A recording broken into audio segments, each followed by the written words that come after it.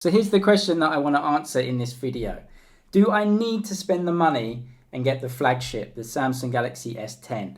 Or can I do with the Xiaomi Mi 9? In terms of the design here, they actually look really similar, but I'm going to have to give it to the Galaxy S10 Plus.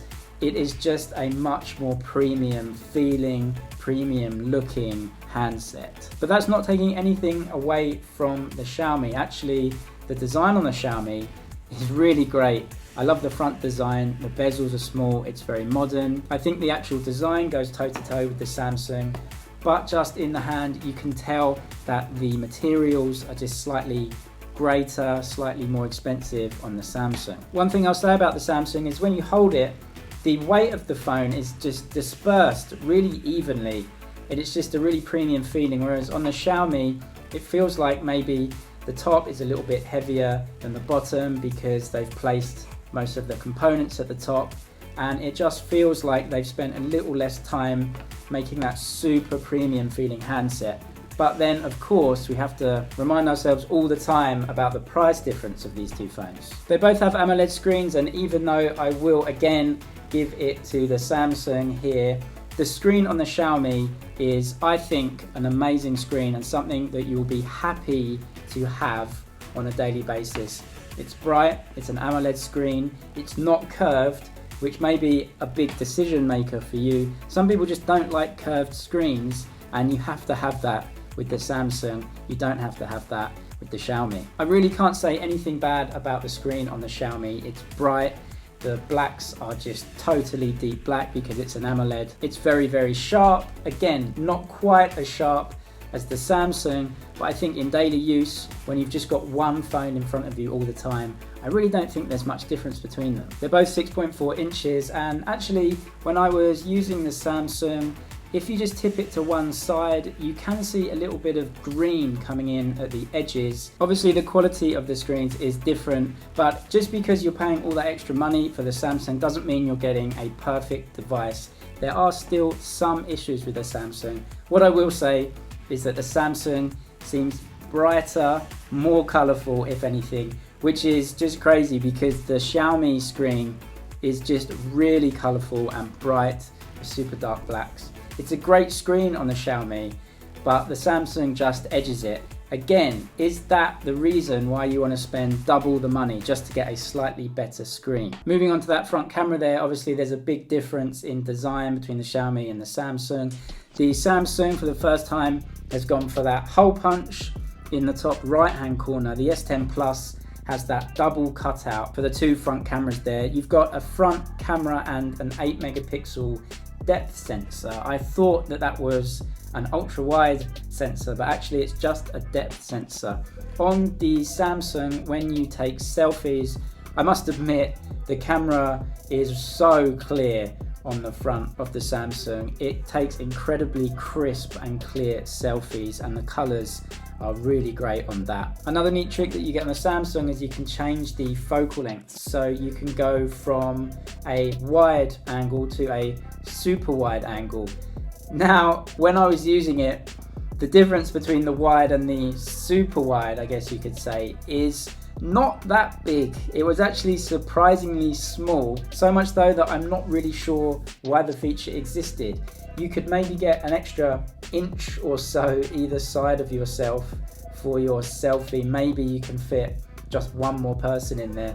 I thought the difference between the main camera and the wide angle camera would have been larger, but it isn't. It seems slightly strange to have such a small difference between them, but it is there. It's a 20 megapixel shooter on the Xiaomi, 10 megapixel on the Samsung. Actually, the selfie camera on the Xiaomi has a really wide angle too. I would say naturally just wider than the Samsung anyway. You get really sharp selfies out of the Xiaomi.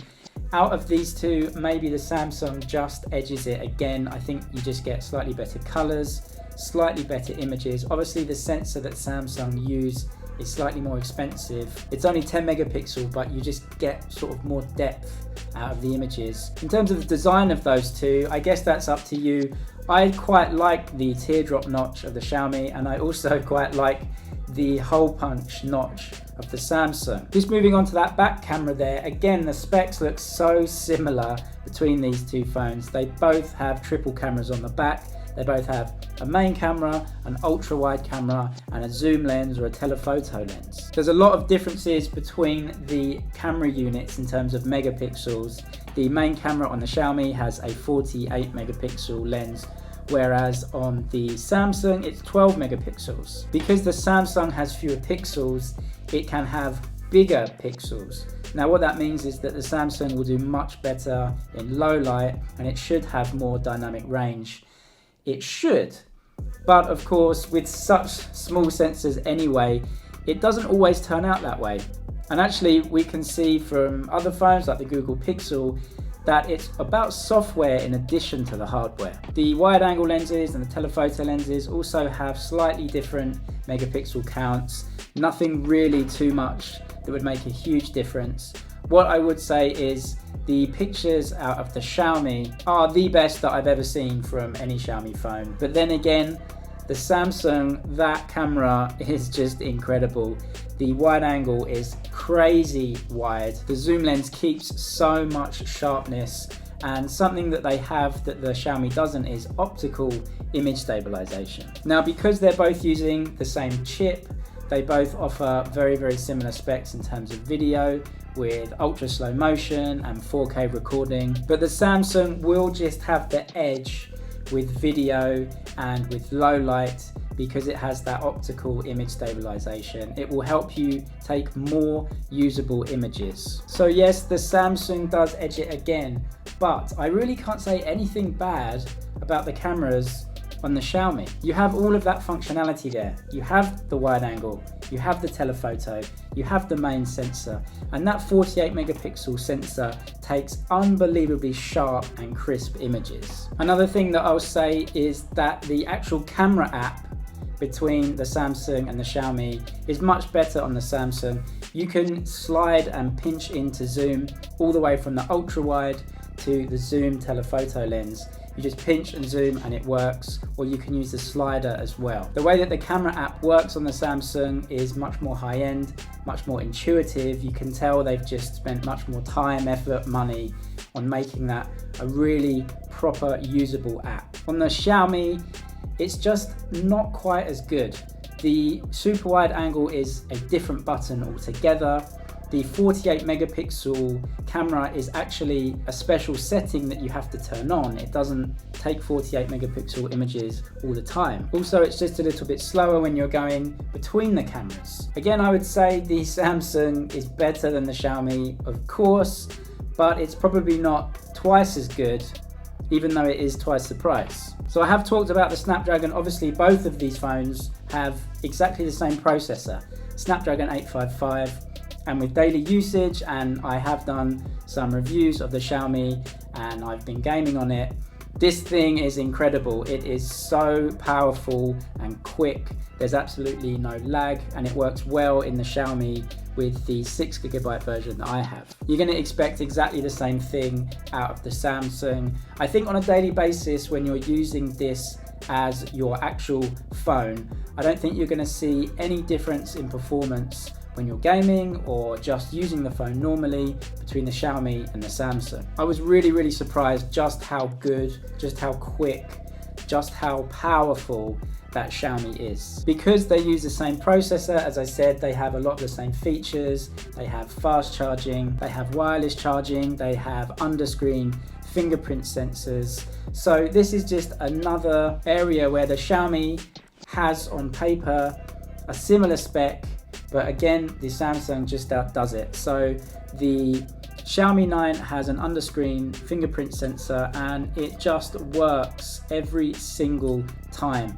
It is a really great sensor and I really love using it. But obviously on the Samsung, you have the ultrasonic sensor. It's a completely different technology, and we've seen videos of it. You can have wet thumbs or greasy thumbs and it can still unlock your phone, whereas on the Xiaomi, you're not going to have that capability. I would say 99% of the time, you're probably not going to know the difference.